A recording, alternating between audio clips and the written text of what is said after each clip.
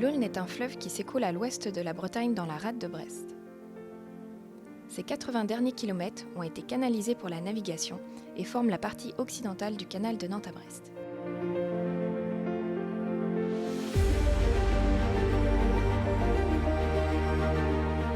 L'Aulne est aussi un sanctuaire pour la biodiversité, avec l'une des populations françaises les plus importantes de poissons migrateurs.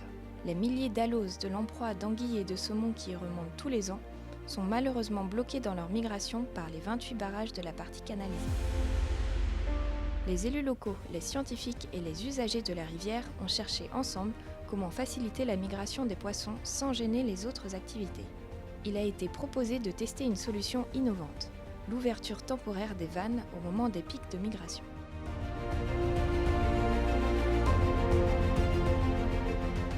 Cela fait maintenant 6 ans que les vannes sont ouvertes chaque année pour les poissons. Il est possible de dresser un premier bilan de l'opération en s'intéressant surtout aux impacts sur les poissons migrateurs, les infrastructures et les autres espèces de poissons.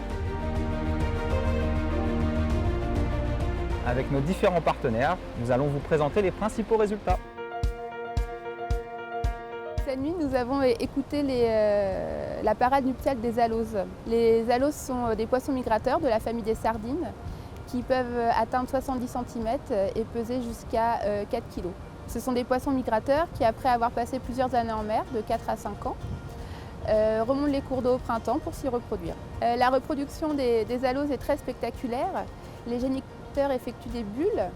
Les bulles sont en fait des mouvements circulaires très brillants en claquant leur queue à la surface de l'eau. La reproduction se passe la nuit, comme vous le voyez, et principalement entre 2 et 5 heures du matin. En tout cas, ce suivi sur l'Aulne nous donne des résultats très intéressants. Il nous démontre que l'ouverture des pertuis permet aux aloses de remonter jusqu'à une nouvelle zone de frayère, au moins 4 années sur 6.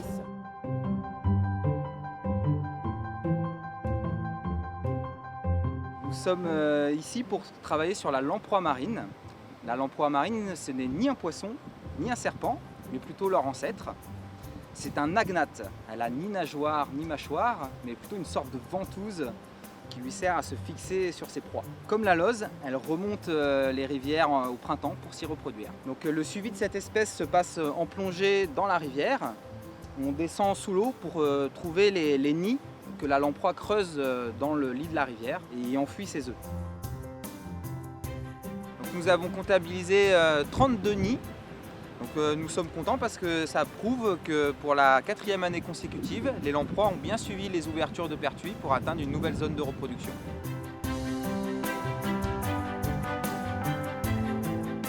Le saumon atlantique est un poisson migrateur qui vit une partie de sa vie en eau douce et en mer. Il va vivre en mer de 1 à 3 ans avant de remonter les rivières pour pouvoir se reproduire, généralement sur les zones de faible profondeur avec beaucoup de courants. Sur le bassin versant de l'Aulne, ces zones de reproduction du saumon sont concentrées en amont de la partie canalisée. Depuis 1997, la Fédération de pêche du Finistère a mis en place un réseau de points de contrôle de la reproduction du saumon sur une vingtaine de stations réparties sur l'ensemble du bassin versant. On utilise une méthode de pêche électrique en suivant un protocole scientifique. On va pêcher pendant 5 minutes des zones là aussi favorables pour les juvéniles. Sur le bassin de l'Aulne, on observe depuis le lancement de l'opération d'ouverture des pertuis une augmentation de la moyenne du nombre de tacons pêchés sur le bassin versant, notamment sur la partie amont qui contribue beaucoup pour la reproduction du saumon.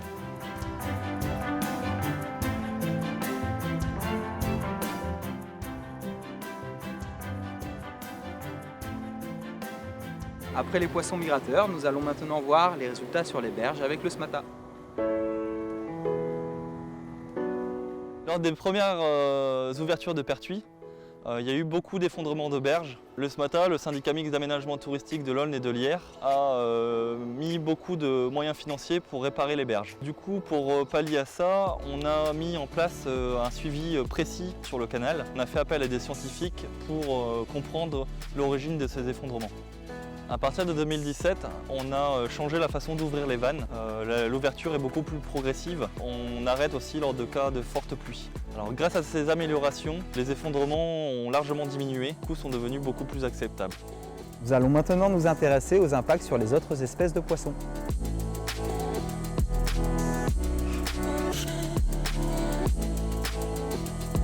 L'une des craintes des pêcheurs était que la baisse des niveaux fasse fuir les autres espèces de poissons. Avec la Fédération de pêche du Finistère, nous avons mis en place un suivi et nous intervenons dès que des poissons restent bloqués. En 6 ans, nous avons secouru des milliers d'anguillettes et de petits gardons, mais assez peu d'autres espèces. Et les mortalités ont été très faibles.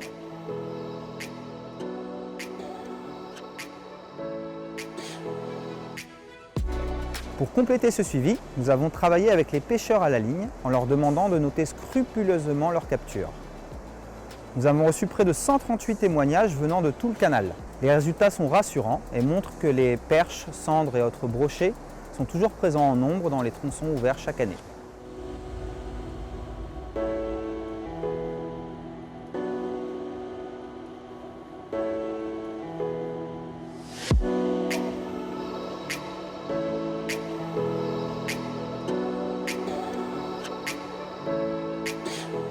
Nous allons maintenant présenter ces résultats aux acteurs locaux lors de différentes réunions organisées au début de l'année 2020. Il leur reviendra la responsabilité de trouver un compromis pour préserver durablement ce patrimoine.